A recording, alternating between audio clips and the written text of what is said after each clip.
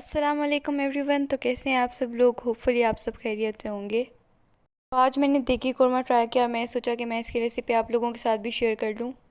और क्योंकि कोरमा में ज़्यादा प्याज यूज़ होते हैं तो फिर मैंने इसमें 4 से 5 मीडियम साइज़ के प्याज काट कर कढ़ाई में डाल लिए। और हमने इन प्याज़ों को तब तक फ्राई करना है जब तक ये डार्क ब्राउन नहीं हो जाते। और तकरीबन 5 से 7 मिनट तक पकाने के बाद हमारे प्याज ब्राउन हो चुके हैं, तो फिर अब हम इनको निकाल कर अलहदा कर लेंगे। और इन प्याज़ों को हम किसी ऐसे पेज या टिश्यू पर रखेंगे जो इसका सारा ऑयल जज़्ब कर ले। और ड्राई अनियंस वैसे बाज़ार से मिलते हैं, लेकिन अगर आप फ्रेश यूज़ करें तो ज़्यादा बेहतर है। और फिर इसके साथ साथ लहसुन और अदरक को भी छील कर मैंने साइड पर रख लिया। और अब हम अपने जो प्याज हमने ब्राउन करके रखे थे उनको ग्राइंडर के अंदर डाल देंगे और उसके अंदर हमने दही भी डाल दी फिर।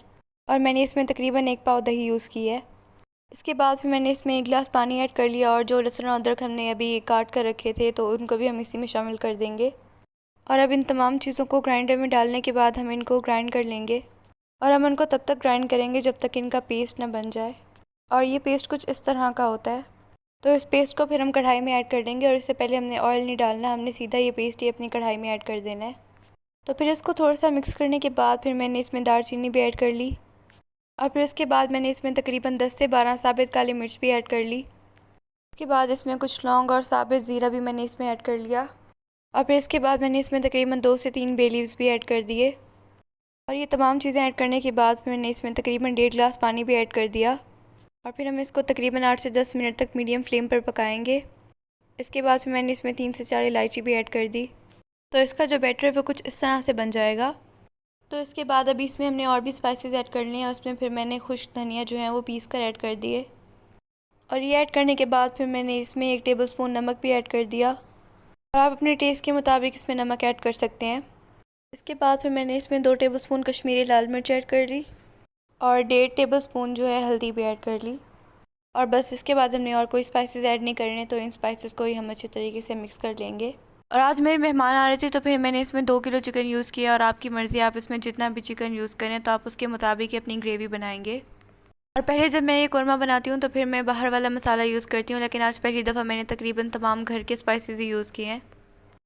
और अब मैंने इसमें चिकन भी ऐड कर लिया है। और जब हम इसमें चिकन ऐड करेंगे तो इसकी फ्लेम जो है वो हाई होनी चाहिए। और पहले हमने इसमें ऑयल ऐड नहीं किया था, तो फिर अब हम इस स्टेज पर इसमें ऑयल ऐड करेंगे। और मैंने इसमें तकरीबन 1 पाव जितना ऑयल ऐड किया है।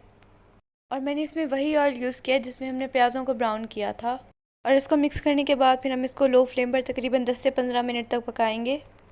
और तब तक हमारा चिकन भी टेंडर हो जाएगा और हमारा कोरमा भी रेडी हो जाएगा।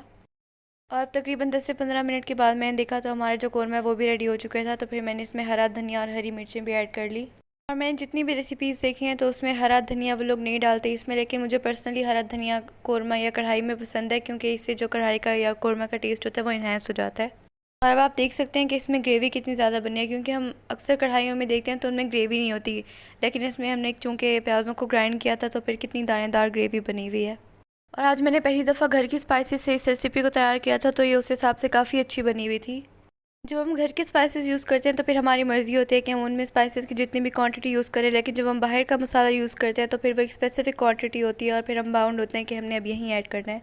तो ये है हमारे कोरमे के फाइनल लुक। और अगर आप लोगों को ये वीडियो अच्छी लगी हो तो इस वीडियो को लाइक कीजिएगा, मेरे चैनल को सब्सक्राइब कीजिएगा और हमें दुआ में याद रखिएगा। अल्लाह हाफिज़।